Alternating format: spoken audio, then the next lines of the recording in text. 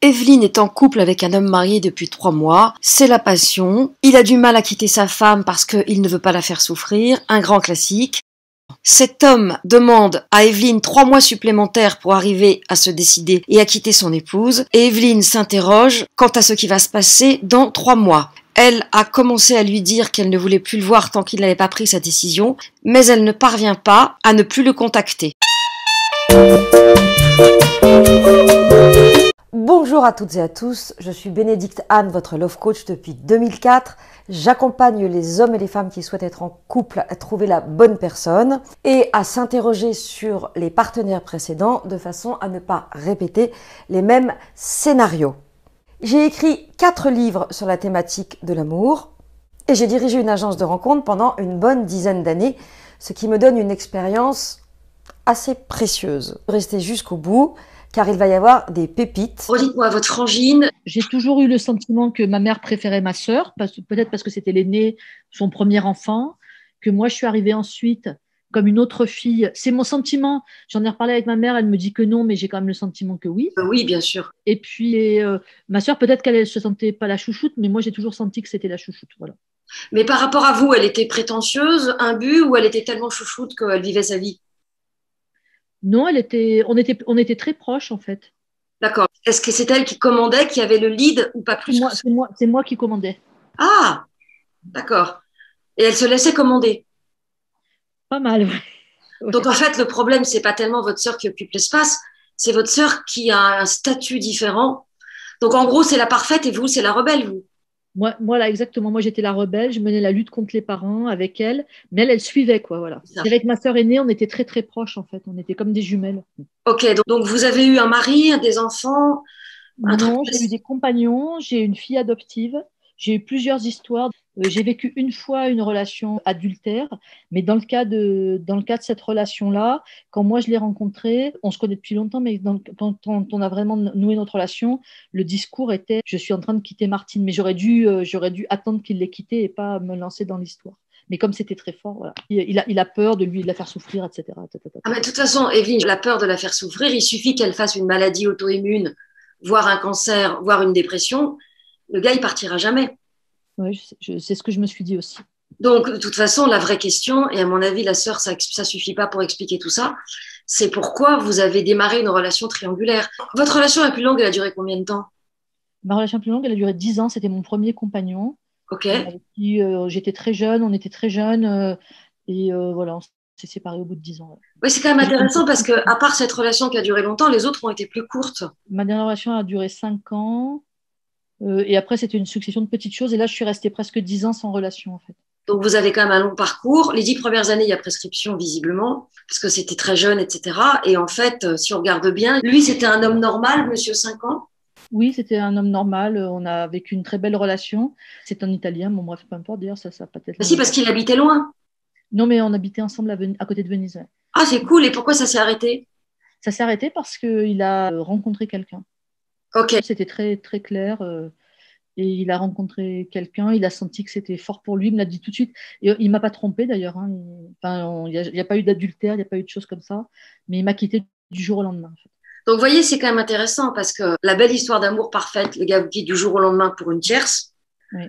Ensuite, les petites histoires, je ne les compte pas parce que c'est des histoires qu'on a nées, visiblement. Et là, l'histoire importante depuis Monsieur Venise, c'est bien l'actuel, là. Oui. Ok. Et donc, chaque fois qu'il y a une histoire importante, au départ ou à l'arrivée, il y a la tierce. Oui. Et donc, votre mère, vous avez l'impression qu'elle avait une meilleure complicité avec votre sœur? Je dirais pas complicité, parce que ma mère, c'est pas le genre complicité. Ma mère a elle craint beaucoup ma sœur aînée, elle fera jamais rien contre. Enfin, je veux dire, comment dire, c'est très important pour elle. Elle va parler beaucoup de ses petits-enfants du côté de ma sœur. Voilà, c'est quelque chose de très important pour elle. Ma sœur, c'est son Dieu. Donc là, vous me dites quelque chose de paradoxal. À la fois, votre sœur, c'était vous qui commandiez, elle se laissait faire, mais aujourd'hui, votre mère a peur de votre sœur. Oui, oui, tout à fait. Elle a peur de l'opinion de ma sœur, elle a peur Alors, attendez, elle a peur au sens où votre sœur est un tyran ou elle a peur de décevoir votre sœur? Non, je pense qu'elle a peur de décevoir ma sœur, okay. Ou c'est très important. Ok, donc, je pense que le blocage, il est lié au fait que votre mère, alors je ne connais pas son histoire, mais j'imagine qu'elle a eu au moins une sœur. Oui, ma mère, elle a eu une sœur, elle a eu 2 sœurs. Deux sœurs. Ok. C'était qui la chouchoute de la grand-mère? Alors, je sais pas, mais je sais que ma mère s'est toujours sentie pas la chouchoute. Ok, très bien. Votre mère a projeté sur sa première fille la partie idéalisée d'elle-même Oui. et sur sa deuxième fille la partie non chouchoutée qu'elle a vécue. Donc, on a Miss Parfaite qui est sur un piédestal et qui n'est pas une fille vicieuse et méchante, pas du tout, parce que naturellement, sa posture fait que votre mère la piédestalise en fait. Oui, oui, tout à fait. Et c'est beaucoup plus profond que j'ai toujours eu la sensation que ma mère préférait ma sœur, puisque là, vous êtes en train de m'expliquer qu'il n'y en a que pour les enfants de votre sœur. Ma mère s'intéresse absolument pas à ma fille adoptive ni à mon petit-fils. C'est la seule qui a fait des petits-enfants, mais ma mère ne me pose jamais de questions, elle ne me demande pas comment elle va, ni comment va le bébé. Enfin, Elle piédestalise les enfants de votre sœur, bon, pas encore les petits-enfants parce qu'il n'y en a pas encore, et vous qui avez une fille et des petits-enfants, vous n'existez pas. Donc, le problème, il est clair. Je dis cash, hein, c'est bon? oui, oui, oui, oui, tout à fait. D'accord. Oui. Vous étiez condamné jusqu'à ce qu'on se rencontre, de par votre pattern, et je vais le redévelopper après, à rencontrer des hommes avec lesquels il y a toujours une tierce qui obtient quelque chose que vous n'avez pas. Monsieur Venise, il est tombé red dingue, il vous a quitté du jour au lendemain, c'est quand même vachement gonflé. Et Monsieur 3 mois, il ne veut pas faire de mal. Ce sont les deux faces d'une même médaille. Oui. Dans les deux cas, vous vous retrouvez encore gros gens comme devant à ne pas avoir la première place. Pourquoi? Parce que votre mère a projeté donc sur votre sœur la partie idéalisée d'elle-même, et vous, en tant que seconde, elle a quelle place dans sa fratrie, votre mère? Ma mère, c'est l'aînée des filles. C'est l'aînée des filles, mais en tout. En tout, elle est la deuxième. Tiens, comme qui? Comme moi, ouais. Et toc. Donc, en tant que deuxième enfant, vous prenez la place de votre mère, et c'est donc vous qui portez, inconsciemment bien sûr, la non-piédestalisation. Donc, par loyauté à ma mère, dont j'aurais aimé la reconnaissance, qu'il a donnée à ma sœur, de manière transgénérationnelle, je vais attirer des hommes qui vont me faire vivre ce que j'ai toujours connu dans mon histoire, quelqu'un à côté de moi qui, sans rien faire, a tout. Oui. C'est plus clair? Oui, oui, tout à fait. Donc là, déjà, on va pouvoir faire un peu de stratégie, mais franchement, c'est trop lourd. Alors, il lui a dit que c'était fini entre eux, il lui a dit qu'il m'avait rencontré, et il est sorti du lit et de la chambre, mais là, il a fait un petit comeback, vous voyez. Donc, c'est ça qui est un peu difficile pour moi. On était partis assez bien. La seule solution, c'est de ne plus le voir du tout, parce que je vais vous dire un truc qui devrait vous aider. Chaque fois que vous pensez à lui, là, vous voyez, maintenant, on est en train de parler de lui. Vous êtes en train d'envoyer énergétiquement vers lui des ondes qui vont lui permettre de tenir le coup avec Bobonne. Oui, oui, c'est ce que je pense aussi. Voilà, donc en fait, il se sert de vous tel un vampire pour utiliser l'énergie et essayer de temporiser. Oui. Donc, lorsqu'il sera tout seul, sans énergie, à s'emmerder avec elle, peut-être qu'il percutera. Ça va lui prendre du temps et de toute façon, ce ne sera pas avec vous. Vous aurez été celle qui lui aura permis de la quitter. D'accord. Il lui a quand même annoncé qu'il m'avait rencontré. Je redis, hein, c'était pas. J'ai entendu, il lui a annoncé. Qu'est-ce que ça a changé concrètement? Oui. Je ne vais pas la faire souffrir. Oui. Mais comme il y a écrit sur votre schéma là, oui. Hein, oui. tu vas donner ton énergie à l'autre. C'est ce que vous avez fait avec votre sœur. Vous avez utilisé votre énergie de rebelle pour vous battre contre les parents et avoir des autorisations. Oui. Et vous répétez la même chose. Vous allez lui donner votre énergie pour l'aider à la quitter. Ça va prendre des années.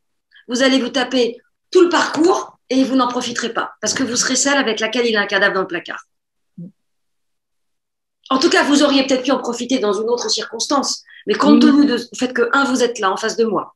Deux, vous avez un schéma répétitif dans vos relations. Oui, tout à fait. Trois, votre histoire a été analysée et on a vu ce qui se rejouait.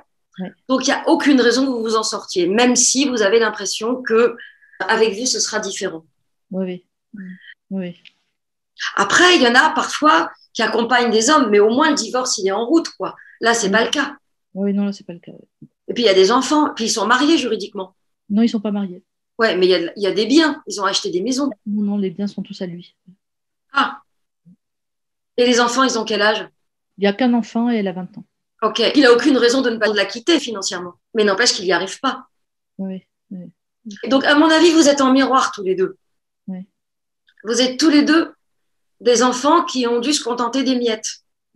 Lui, il a acheté la sécurité. Vous avez acheté la rébellion. Oui. Ça vous parle ou c'est du chinois? Ah oui, non, ça me parle beaucoup. Ouais. Voilà. Et donc, lui, il a du mal à la quitter parce que ça le sécurise. Et vous êtes en fait au même endroit, mais avec deux façons opposées de répondre à la question. Voilà, bon, je pense que c'est plus clair. Oui, c'est plus clair. Ouais, Ok. Evelyne, si vous habitez en région parisienne, vous pouvez venir au café coaching que j'organise le 7 à Paris. C'est à 19h30. Envoyez-moi un mail. Vous voyez ce que je fais là, je le fais au Love Circle. Et puis, je suis mes histoires. Parce que là, on le dit une fois. Mais après, je peux dire à quelqu'un, bah oui, compte tenu de ça, il y a ça, il y a ça. Parce que j'ai une mémoire incroyable pour les gens que je suis. C'est fou, je me souviens 3-4 ans après de certains trucs. C'est un de mes talents. Donc, en conclusion, pour le Love Circle. Pour 29 € par mois, vous aurez des coachings, des réponses à vos questions et le soutien d'un groupe Facebook. Vous trouverez le lien ci-dessous. Merci d'avoir écouté cet audio jusqu'au bout. Merci de le partager si vous pensez qu'il peut aider des personnes de votre entourage. N'oubliez pas que si vous aussi vous voulez être coaché, vous pouvez bien sûr me contacter pour une consultation privée ou rejoindre le Love Circle. Merci de vous abonner à ma chaîne si ça n'est déjà fait et à bientôt pour de nouveaux audios ou de nouvelles vidéos.